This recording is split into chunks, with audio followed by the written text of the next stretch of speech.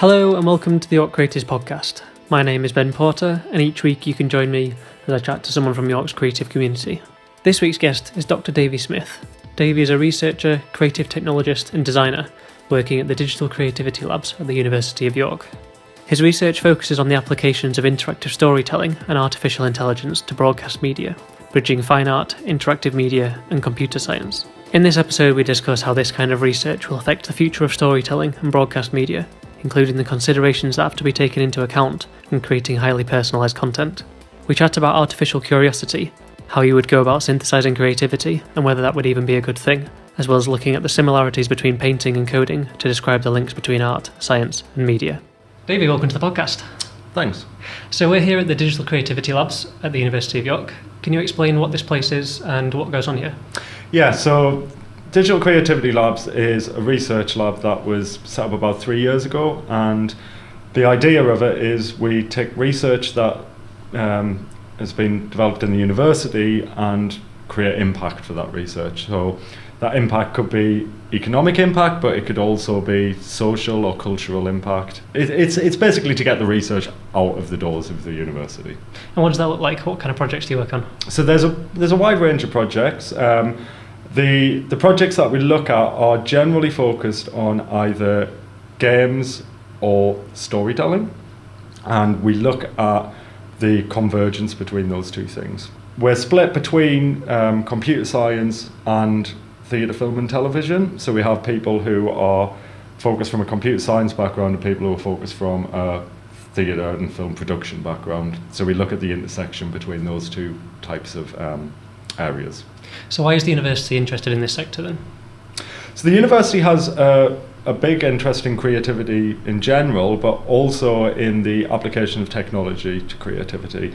And York in general has actually over the last couple of years really been focusing on the use of technology in the creative sector. And the university has a lot of active research within that area, and DC Labs and the Creative Media Labs, which is another lab which has been set up by the university, are both specifically looking at the wider reach of those creative technologies. So what about you? What drew you here? So the area that I work in is looking at the technology which is being termed object-based broadcasting. And with object-based broadcasting, I suppose you could call it a streaming technology. It's more to do with how audio-visual content is delivered. So generally in traditional streaming of audio-video, you would create a film, you would edit that film, you would then bake it into one piece of media, and that piece of media would then get streamed. So at the point of editing, the content is fixed and nothing can be done with it. With object-based broadcasting, you hold that editing to the point of when it hits the device of the viewer. So you send objects, which are pieces of content or metadata that tells the content how to be configured, and then when the viewer watches the program, the device does some of the editing. So that allows for a lot of flexibility in the media that you're sending.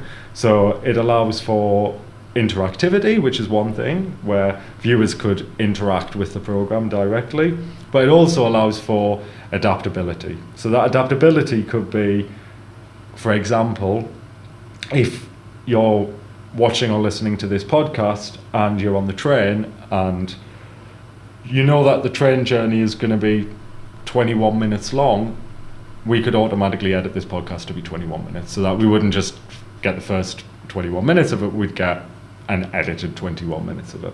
And that similarly could be 10 minutes.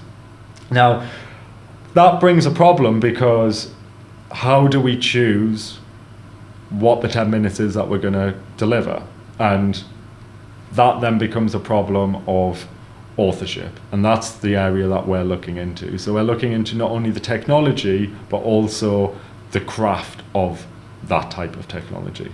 So the fact that we're situated between computer science and film, theatre and television is extremely interesting because we can develop the technology and then we can say, okay, let's work with filmmakers to see how this type of technology can be used as a medium for storytelling, that filmmakers will be happy that their story is still being told when there is the flexibility for it to be changed at viewing time. So what do you think this means to the average person who's consuming content? Is it going to change the way they consume it, or is it going to be in addition to what they've already got? Yeah, that's an interesting question. I think fundamentally it won't be a complete replacement of how content is consumed. It may be a case that if object-based media does start being integrated into consumption, into delivery technologies, into broadcast, then there will be the ability for that adaptability within all programs. But that doesn't mean that all programs will become interactive. I think that what we'll start to find are there'll be small types of adaptability and interactivity within programming, and it becomes a new kind of additional I don't want to say feature, because that kind of makes it sound gimmicky.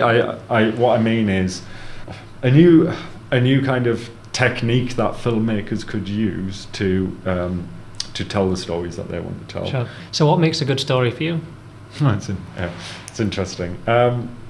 One of the major benefits of object-based media is the ability to personalize stories in whatever way that is. So for me, I think, to kind of answer your question in a roundabout way, is that if you imagine you are telling a story to your child, say, I don't know, Goldilocks and the Three Bears, and you're telling them a bedtime story, and you will tell that story to your child in a very personal way. So it may be that your child's scared of the bears, so you don't focus on them, or you really do focus on them. And that, to me, is what good storytelling is about knowing how to engage with the viewer or the receiver of the story, and that is it's almost a dialogue in that sense. It's almost without I'm going to press a button and I'm going to select that I'm going to do this. It's more of a subtle kind of allowing the viewer to have a more personalised experience of that story, whatever that may be. And I don't know how that gets manifested. I think that, for me, a story has to speak to the person who's receiving it, whether it's reading it or watching it or listening to it. With object-based media, there is potential for that to become very powerful, but how that is explored is potentially a contentious issue. It's potentially an ethically contentious issue that we can... Because? Well, if we can say we can personalise things to an extremely personal level, that opens us up to a lot of... it depends on what data are we using for that personalisation, and what agendas are we pushing with that personalisation. I mean, we could get into the whole psychological warfare thing with the whole Cambridge Analytica Facebook. Yeah, exactly, and that is a definite concern. Okay, so one of the things that we are extremely aware of is the ethical considerations of that, and also the potential for storytellers to use that. So, as a filmmaker, do you have data as part of your ability to tell a story? And that's an interesting concept. That's in the sense of I can use data. I'm not talking about personalized data potentially. I'm just saying that a really simple example is a news broadcast that just shows the local news in your area. It knows where you are, takes your geolocation, and you get the news for your local area. I wouldn't think anyone would have an ethical problem with that. But if it scrapes your Facebook profile and it shows you things that you like, there's more or it gives you political messages that it feels that it wants you to subscribe to because of the personality profile that you have, then that's a very different matter. Now, we look at that in the terms of the filmmaker should have. It's difficult. It becomes quite a difficult challenge as to where data can be used correctly. And there's one project within DC Labs which is specifically trying to look at that, among other things, but it is about the use of personalisation in a program, as opposed to what we have at the moment, which is the use of data personalisation to give a particular program. So we have 10 films that we've made, we're going to send this film to this person, this film to this person. We have one film that adapts, and we adapt it to this one person, which is potentially a lot more powerful and also potentially a lot more challenging. Sure. Yeah. So what are you looking for in the projects that you decide to take on? Because there must be so many avenues that you could go down with this. What gets you excited about these kind of projects? For me, the exciting thing is that process of working with people who are extremely experienced in a particular field, which is filmmaking, and then seeing how creative technologies can hinder or help that process. That's an interesting discussion of what are you happy with an algorithm deciding for you as a filmmaker, and what creative control are you willing to give up for the benefit of being able to show a lot more possibilities. So if you think about documentary filmmaking, for example,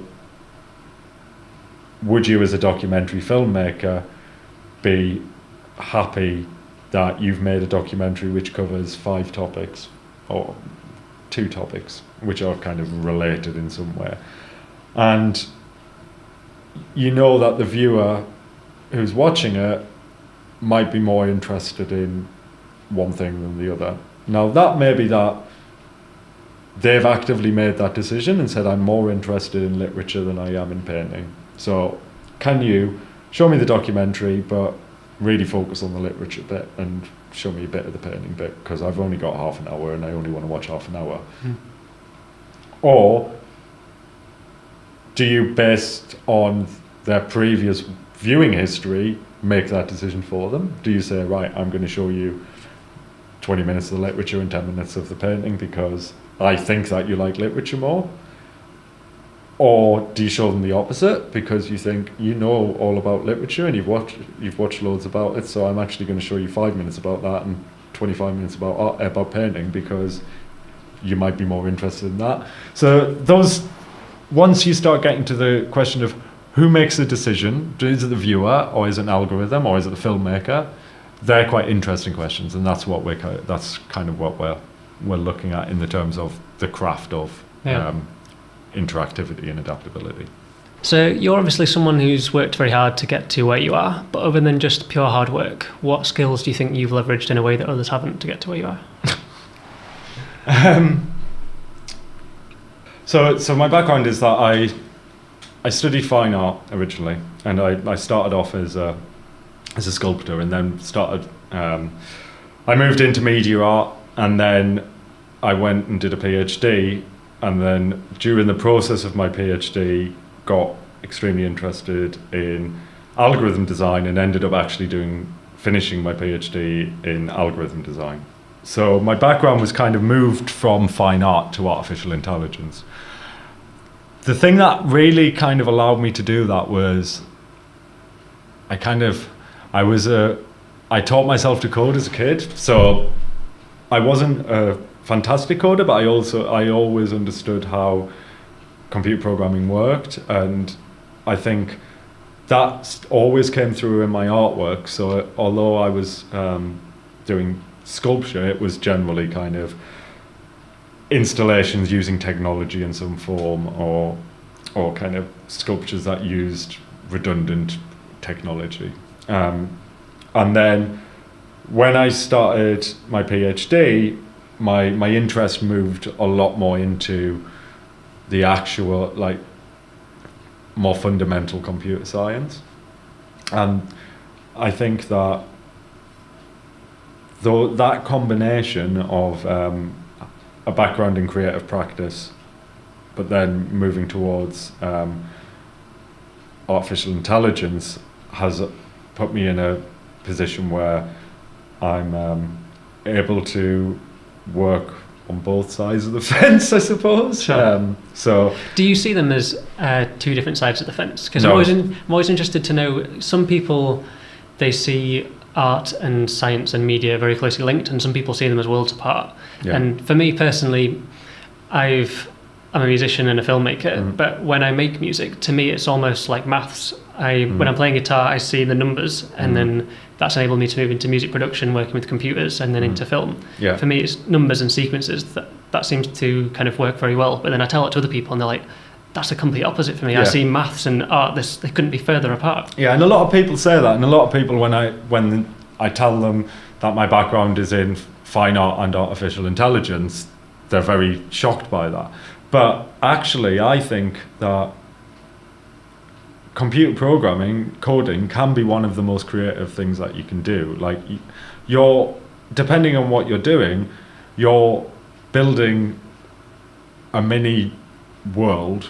And in fact, all computer science is about modeling an imaginary world or a system that is some sort of alternate reality, which in itself is an extremely creative act. And I think that there is a lot of manual grunt work to coding, but there is to painting. Like, with painting, you've got to physically paint on a canvas, and with code, you've got to physically type in the language into the computer. But what that language does, what those words do, can be extremely creative. And the type of artificial intelligence that I looked at for my PhD was artificial curiosity, or computational curiosity. So how can you create an algorithm that is curious in its own terms? So the idea is that most algorithms are created to optimize a particular thing. Get me from A to B, and get me there in the fastest way possible. So what happens if you say, get me to A to B, but get me there in the most interesting way possible? So how do you define what interesting is? And how do you tell a computer what is interesting, or what curiosity is? And for me, that was where my research was focused on what is curiosity at a fundamental level, and how do we formally define that, and then how do we get a computer to enact that, and is that possible? What I was looking at is, how do you optimize different aspects of curiosity, and one of those things is novelty, for example. So instead of giving me the best solution to a problem, give me a solution to a problem that I haven't seen before, and I'm going to rank you on how different your solution is. So the algorithm will learn to create loads of different stuff all of the time.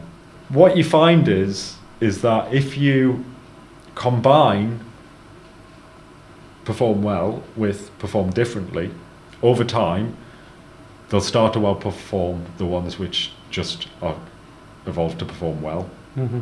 Because you're allowing diversity in the population, you're allowing the potential for creativity to emerge. So it may find a path that by just going for pure score would never be found.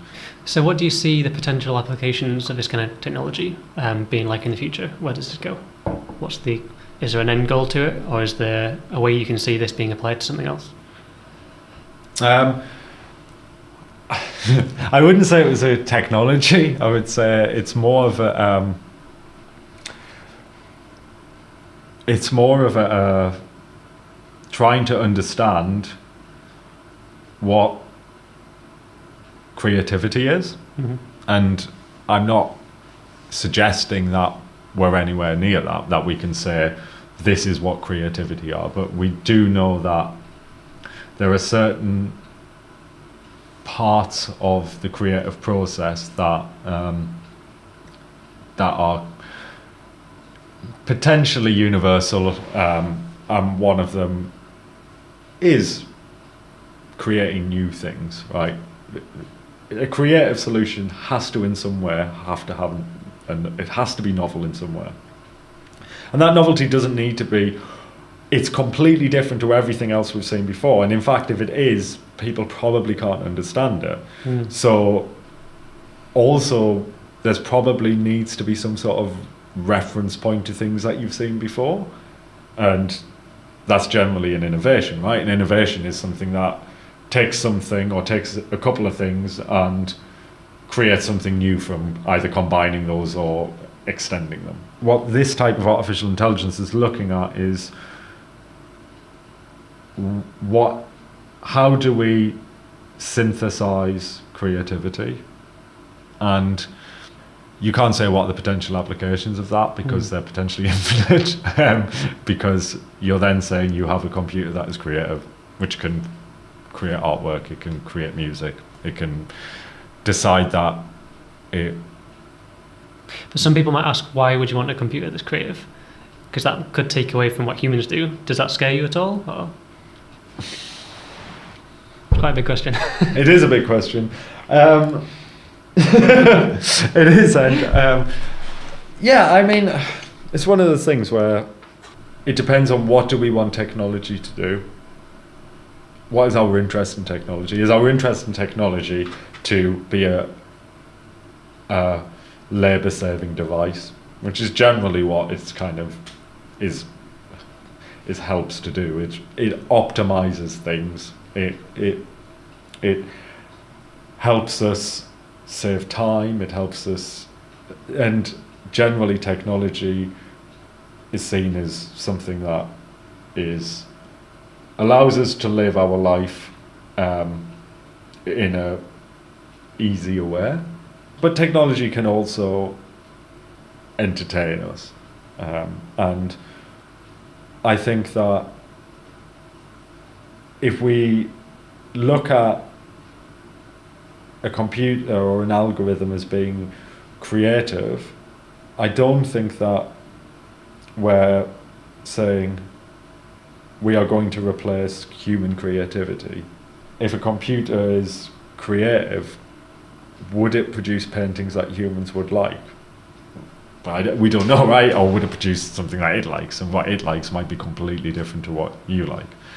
So that's difficult. That's a difficult question, because then how do we judge its creativity? It might say, I love this painting, it's great, and it's terrible. But that's one thing. But so where it is useful is there's an area which we're researching in the labs, termed as human AI co-creativity. So that is having an artificial intelligence system that is creative in some limited way, and allows humans to work with that AI to produce something. So is there anything that you think is really interesting that's happening either at the labs or within York that people need to know more about?